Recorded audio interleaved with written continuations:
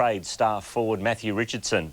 It was claimed today that the Tigers would swap Richardson and their first draft pick in exchange for Carlton's Silvagni. Richmond says no way. It's no wonder Matthew Richardson is shifting in his chair. When Big John Elliott speaks, most of the football world listen.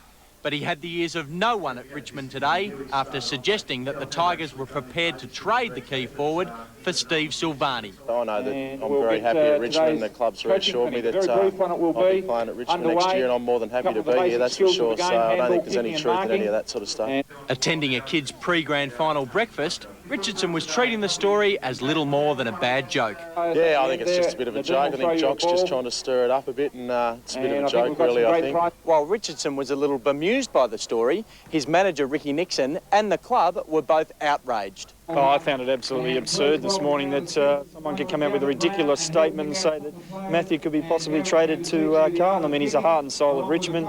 You don't trade a 22-year-old for a 30-year-old. It's quite laughable, isn't it? I mean, we'd never consider trading Matthew Richardson for anyone, let alone to Carlton. He's a required player, and it's just very disappointing that John Elliott's chosen to say what he did today, and look, as I said, I can only reiterate to all Richmond supporters that Matthew won't be going anywhere. It's believed that Elliott has not just ruffled the Tigers' feathers, but also got under the skin of Silvagni in his handling of negotiations. And Nixon had a friendly piece of advice for the Blues president. Any message to John Elliott? Yep, if you're not a recruiting officer and you're not involved in football administration, keep your mouth shut.